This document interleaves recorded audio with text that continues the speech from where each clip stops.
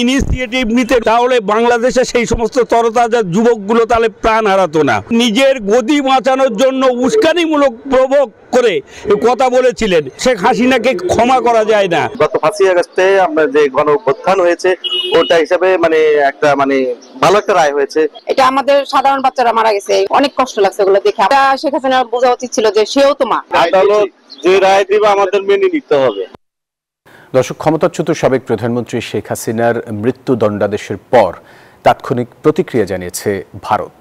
এক বিবৃতিতে দেশটির পররাষ্ট্র মন্ত্রণালয় জানিয়েছে, আন্তর্জাতিক অপরাধ ট্রাইব্যুনালের রায়ের বিষয়ে দিল্লি অবগত আছে এবং নিকটতম প্রতিবেশী হিসেবে বাংলাদেশের জনগণের সর্বোত্তম স্বার্থের প্রতি প্রতিশ্রুতিবদ্ধ ভারত।